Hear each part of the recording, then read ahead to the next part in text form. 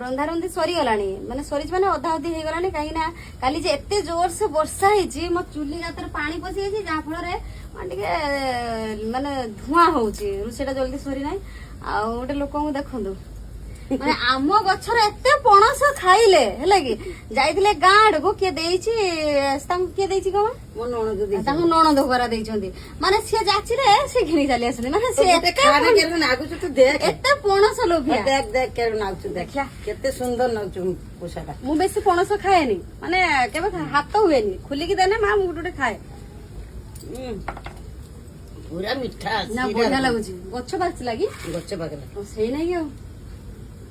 ମାନେ ସିଏ ବହୁତ ପଣସ ଖାଆନ୍ତି ଏଇ ଗୋଟେ ପଣସ ଏକଲା ଏବେ ଛାଡିଦେବେ ଏମିତି ଖାଆନ୍ତି ପଣସ ବର୍ଷର ଥରେ ଯାହା ଖାଇଯିବୁ ଆଉ ଖାଇପାରିବୁ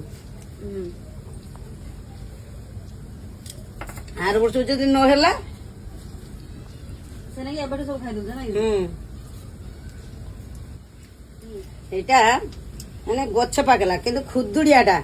ଆଉ ଆ କୁଶଟା ବଢିଆ ନାଗୁଛୁ ଇଏ ଗାଳି ଦେନେ କିସ ହବ କୁହନା ଦେଖିଆ ମୋର ଖାଇବା କଥା ଖାଇମି ତା କଥାରେ କିସ ଅଛି ସେ ଆକ୍ଚୁଆଲି ସତ କଥା ମା ଖାଇକି ହଜମ କରିପାରୁଛନ୍ତି ସେତିକ ତ ମାନେ ଭଲ କଥା ସିଏ ଆମ୍ବ ପଣସ ହଜମ କରି ଆଉ ପ୍ରାୟ ଲୋକ ଅଛନ୍ତି ଦେହରେ ଯାଏନି ତାଙ୍କୁ ଝାଡା ଫାଡା ହୁଏ କିନ୍ତୁ ତାଙ୍କୁ ସିଏ ଏତେ ପଣସ ଖାଉଛନ୍ତି କେବେ ଝାଡା ହୁଏନି ତମେ ଯେ ଏତେ ପଣସ ଖାଉଛ ମାନେ କେମିତି ହଜମ କରୁଛ ତାର ଗୋଟେ ସିକ୍ରେଟ ଥିବ ନା ହଁ ଅଛି ନା ଆଉ ଆପଣ ମାନଙ୍କୁ କହିନି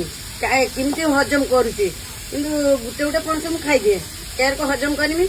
ନା ଏଇଟାରୁ ପଣସ ପେଟେ ଖାଇଦବ ଖାଇଦେଇ ଗୋଟେ ମଞ୍ଜି ଚୁବେଇ ଦବ ଏଇ ଗୋଟେ ମଞ୍ଜି ଚୁବେଇ ଦେଲେ ତମକୁ ହଜମ କରେଇଦବ ସେ ତାଳ ସହଜ ଖାଇବେ ତାଳ ସହଜର ଗୋଟେ ଅଛି ତାର ଗୁଣ ତାର ବି ଅଛି ସେଇଟା ଖାଇଦବ ପେଟେ ତାଳ ସହଜ ଖାଇଦବ ଗୋଟେ ସେଇଟାର ଟିକେ ଜିନିଷ ଖାଇଦବ କିନ୍ତୁ ହଜମ କରେଇଦିଏ ତାର ଯେ ତାଳ ସହଜ ଖାଇଛ ସେଇ ଯେ ଚୁପାଟା ବାହାରୁନି କି ଭିତରେ ସେଇ ଚୁପାଟା ଛଡେଇକି ଫିଙ୍ଗି ଦେଇକି ତାପରେ ତମେ ତାଳ ସହଜ ଖାଉଛ କିନ୍ତୁ ସେଇ ଜିନିଷଟା ହଜମ ଜିନିଷ ସେଇଟା ହଜମ ହୁଏ ଆମେ ଖାଇଛେ ଆଗରୁ କିନ୍ତୁ ହଜମ କରିଛେ ପେଟେ ନେଖା ତାଳ ସହଜ ଖାଇଛେ ଆଗ ବସିକି ଖାଅ ସମସ୍ତେ